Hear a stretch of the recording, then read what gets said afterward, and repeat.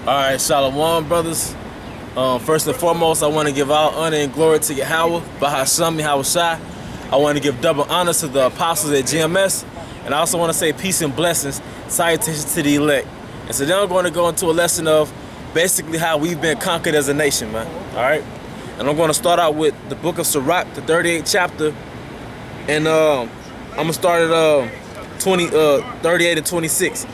He giveth his mind to make furrows, and is diligent to give the kind fodder. So every carpenter and workmaster that laboreth night and day, and they that cut and grave seals, and are diligent to make great variety, and give themselves to counterfeit imagery, and watch to a finished work. So basically, I'm reading about what constitutes a nation, you know, in reality, all right? Because you got people like Nate talking about, you know, rebuilding Zion in the Matrix, man, all right? Verse 28, the smith also sitting by the anvil and considering the iron work, the vapor of the fire wasted his flesh. And what does a smith do, man? He makes tools, he makes swords, all right? A nation has to have a smith, man, all right? The noise of the hammer and the anvil is ever in his ears, and his eyes look still upon the pattern of the thing that he maketh. He setteth his mind to finish his work, and washes to polish it perfectly. So doth the potter sitting at his work and turning the wheel about with his feet. Why do you need a potter, man? See, we know we go into, you know, the wisdom come by due leisure, right? But in reality, we have a nation. What's the first thing you do? You got empty land, right? So first you got to have agriculture, which agriculture literally means to cultivate acres. All right, so you need men to cultivate the acres, man.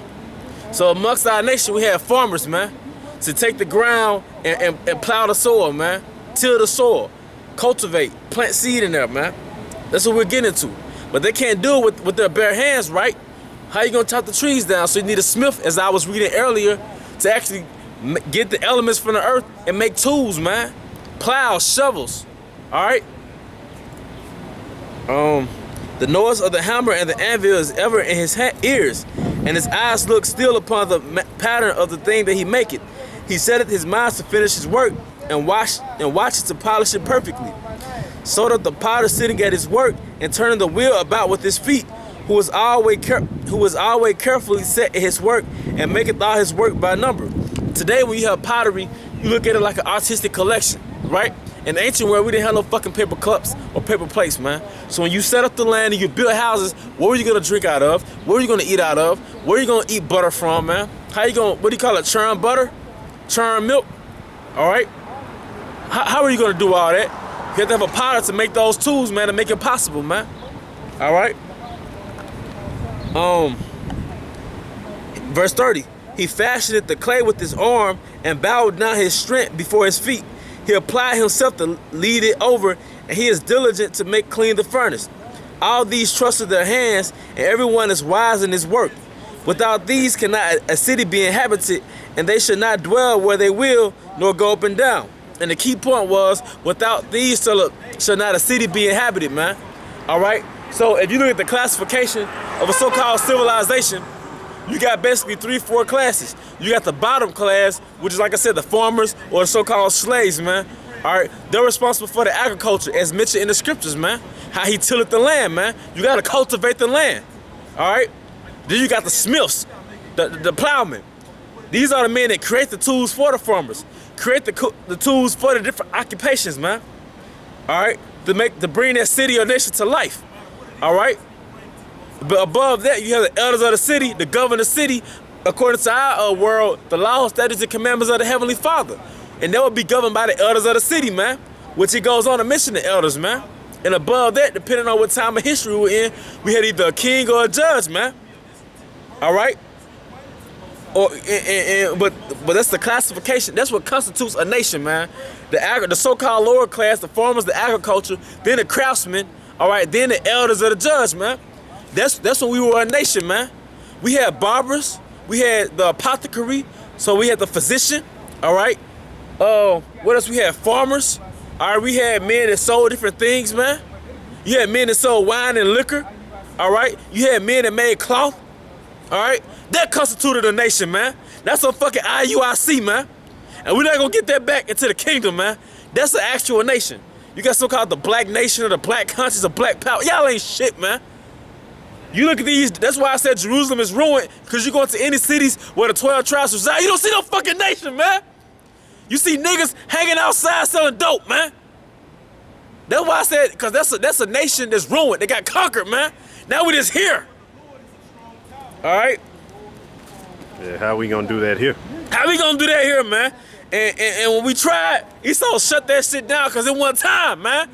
The real Black Wall Street, you know, Rosewood, Tulsa, Oklahoma, we had something similar to that, but Esau shut it down because we in captivity, man. All right? But I just want to shed light on what actually constituted a nation, man. That's why we're not respected amongst the other nations, because we don't have any establishment, man. Especially the Southern Kingdom. We ain't got shit. You a direct replica of the so-called white man, and you don't know nothing outside of that. That's why you don't have so-called national pride, because we discontinued from our heritage. Psalms 83, and I'm gonna start at 1. Keep not thy silence, O power, hold not thy peace, and be not still, O power. For lo, thy enemies make a tumult, and they that hate thee have lifted up the head. Lifted up the head meaning they came into power. The different nations, mainly Esau. They have taken crafty counsel against thy people, secret counsel amongst the elites, and consulted against thy hidden ones. Why does it call us the hidden ones? Because at this point, we don't know who we are, man. We're a secret to the world that we're actually Israelites, man. The chosen people. They have said, come and let us cut them off from being a nation. So it said right here in the scriptures, come, let us cut them off from being a nation. And I just broke down to the spirit of Yahweh Shem Yahushua what actually constituted an actual nation, man. And it's evident that we don't have it, so it's evident who that's talking about, man. You know? It said, come, let us cut them off from being a nation. All right? And Most High will. Here's the last scripture, Isaiah 3:1. For behold, the Lord of hosts, don't take away from Jerusalem and from Judah the stay and the staff, the whole stay of bread and the whole stay of water. The mighty man. We don't have an army. We got gangbangers. We ain't got no mighty man. A mighty man just dropped dead, Kimbo Slice. That nigga dead. We ain't got no mighty man. The man of war. You don't have no man. You don't have a Israelite in our nation that has knowledge of what do you call it, martial arts, or he understands the science of war.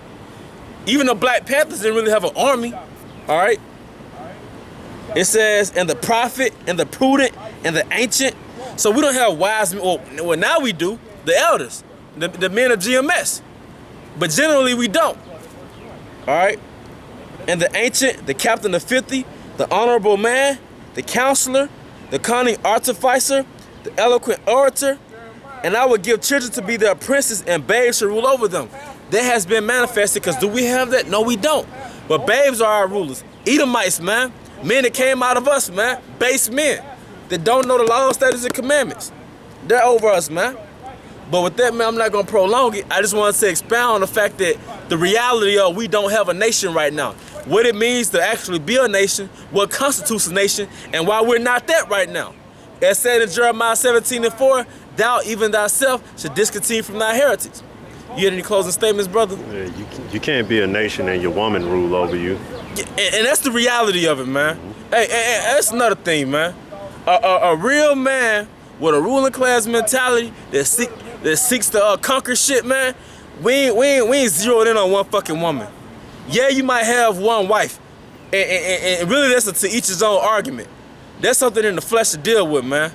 But really, the Most High set us up to build. Every man that you see in Israel is supposed to establish a nation within himself, man. That's why you have millions of sperm, man. And that's why you just so happen to have women that outnumber us, man. If you have sex with a woman, roll the dice, more than likely you're gonna have a little daughter, man. It's more than likely you're gonna have a daughter before you have a son. Women automatically outnumber men. Why? Because we're supposed to have more than one woman, man. Those are facts.